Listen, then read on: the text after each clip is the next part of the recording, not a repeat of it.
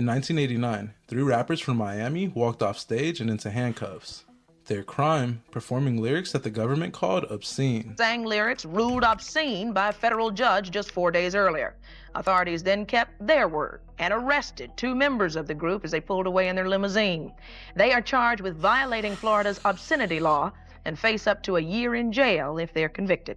And for the first time in U.S. history, a rap group was put on trial for their lyrics.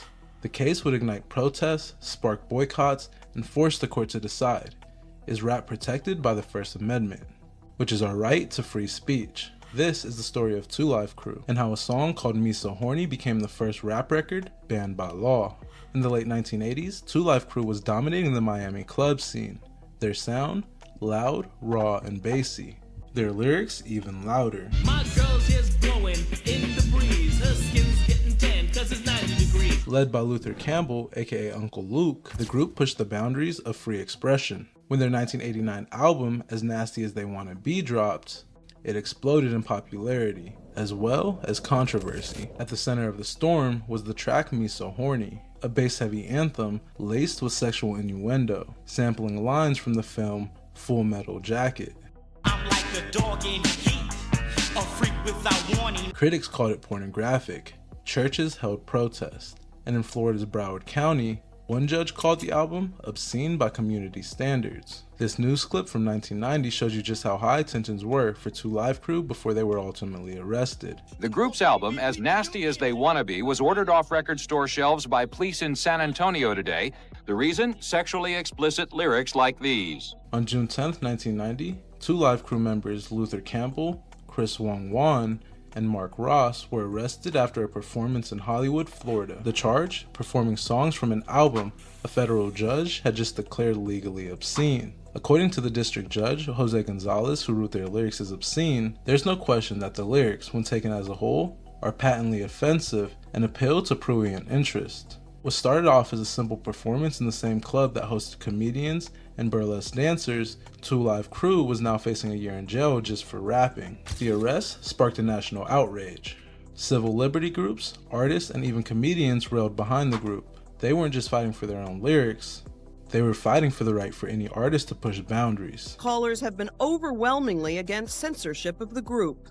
It's a real fear that it's a swing back to the 50s. I'd say that's central to the issue, where they used to talk about banning Elvis and Little Richard records. They never quite, got around to doing it. But Right. That's a deep fear that, all of a sudden they won't be able to go see Andrew Dice Clay in concert or some of their favorite comedians. I think it's a pervasive fear that where do they stop banning? Where do they draw the line? The case would later become a landmark moment in the history of the First Amendment and hip-hop, although it was far from over. By the end of 1990, the tide had turned. A Florida jury found that 2 Live Crew's performance was not obscene, and the criminal charges were dropped. The jury's decision was a major blow to the prosecutors, and a massive win for the First Amendment. According to ACLU director Howard Simon, this is a victory for the entire music industry. If 2 Live Crew can be prosecuted, and so can Prince, Madonna, and even Elvis. According to Uncle Luke himself, the court's decision reaffirms that the government doesn't get to decide what kind of music we can hear. The case of 2 Live Crew would go on to be taught in law schools. It marked one of the first times a music album was formally ruled obscene by a court and got overturned.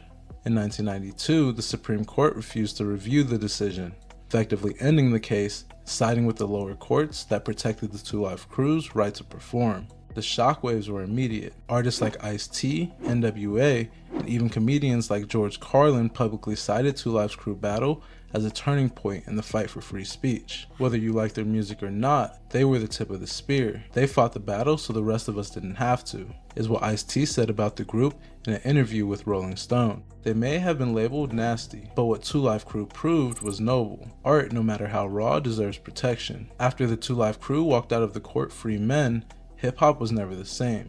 The floodgates opened, not just for dirty lyrics, but for political resistance, raw storytelling, and social commentary. Censorship didn't disappear, but it could no longer move in the shadows. Now, it had a face, and the face wore gold chains and a parental advisory sticker. According to Chuck D from Public Enemy, the warning label wasn't meant to stop music, it was a badge of honor. After 2 Live Crew's case, record stores and distributors started slapping parental advisory stickers on albums like it was marketing fuel. It told buyers, and especially kids, that the record inside had something raw. Without 2 Live Crew, there's no Eminem, no Tyler the Creator, no Cardi B, and no Kendrick Lamar. They made it possible to say the unsayable. What they defended in court became the foundation of how we define artistic expression today. It's why the First Amendment doesn't stop at the page.